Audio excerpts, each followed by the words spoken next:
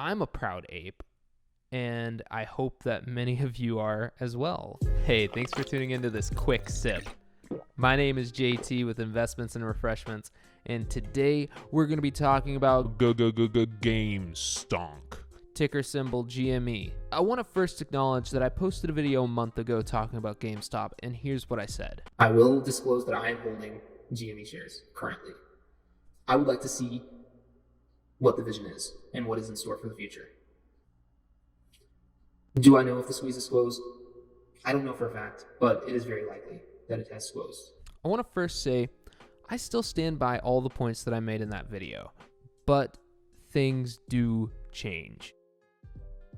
GameStop investors have been called irrational. The hype around GameStop has been called a frenzy or a speculative orgy. That's an unfair way to represent the retail traders who did a lot of research to come up with fairly accurate forecasts as to what would happen by using these strategies. A gamma swarm is a buzz term that was created because the media wants to represent these investors as bees that are just mindlessly buzzing around like a swarm, running around the stock and hyping it up to try and get the price as high as possible. What it really is a squeeze. A squeeze is a sharp movement in a stock's share price. And what we're seeing here is a gamma squeeze. A gamma squeeze is triggered whenever investors buy out of the money call options, which causes market makers to hedge or buy in shares of the underlying stock. And in this case, we're talking about GameStop, which then triggers the share price to continue rising. A gamma squeeze is a newer strategy. It's a little bit unpredictable, and Tesla has seen the same pattern as well. So we can learn a lot by looking at the trajectory of what's happened with Tesla. Tesla is also what some investors would consider highly overvalued. So we can probably take a lot of cues from Tesla. We saw on Wednesday that GameStop dropped down to 172 and then quickly had a V-shaped recovery. If this happens again, we know that there is support around that area. So if the share price does start to drop down, you should be able to see it start to recover a bit due to the overwhelming demand to buy around that price point. Where is the complete bottom? The bottom for GameStop right now, I'm going to say, will be about $40. But that's not to say that in the coming years that valuation will continue to rise.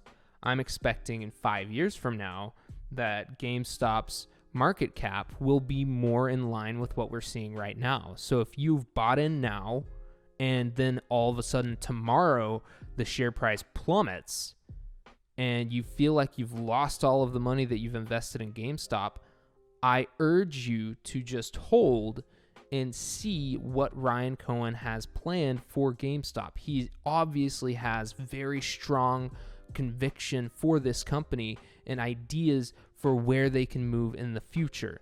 So I implore all of you investors to hold and wait and see what Ryan Cohen has in store.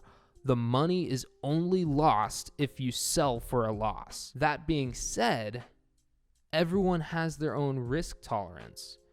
And if you don't feel comfortable taking this risk, buying at this price, holding at this price, you feel compelled to sell, obviously do your research and try to figure out what you think is the best move for yourself. Just disclosing my position, I am holding GameStop, and I plan on holding GameStop until I believe that we have reached the peak of this gamma squeeze, with full understanding that there is a good chance that I will miss the peak and wind up waiting once we've hit that bottom for what is to come and trying to see what Ryan Cohen has in store for us.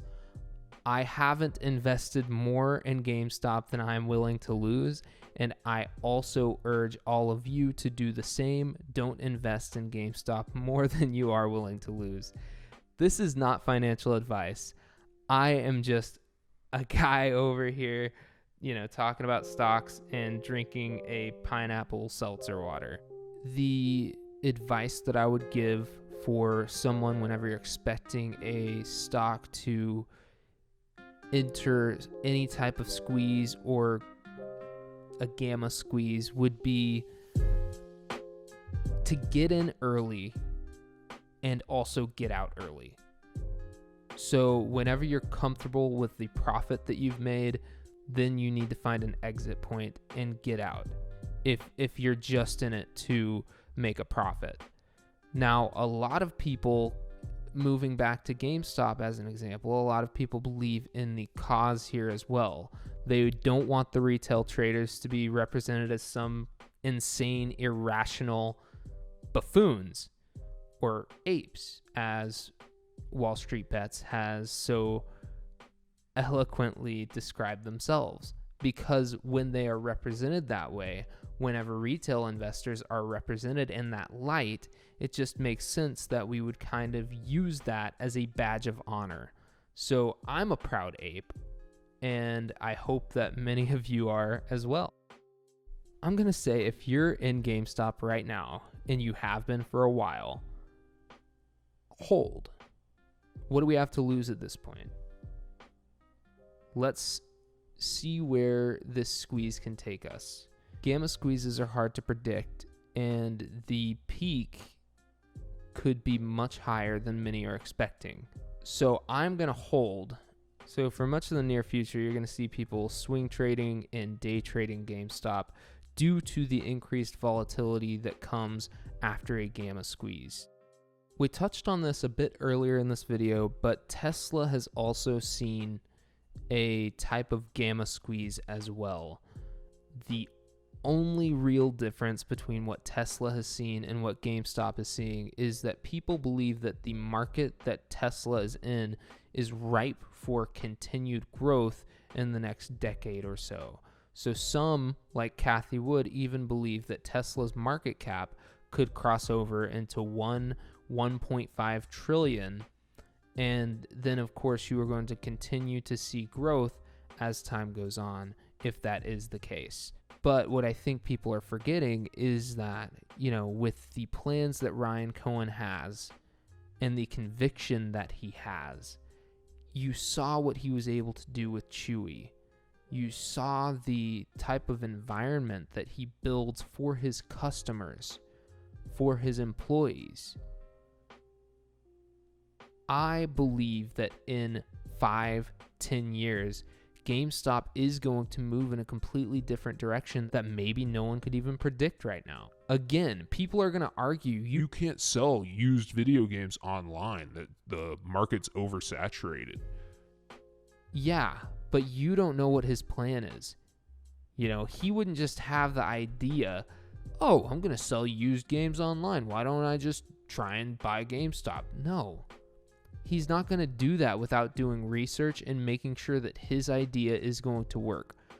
I'm telling you, Ryan Cohen has an idea, and we are going to soon see what that is, and that is going to give us a better understanding of where GameStop is going.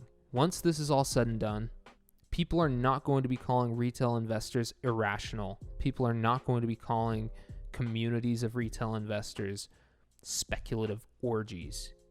People are going to look at what is happening right now, and they are going to appreciate the strategy that was created on Wall Street Bets.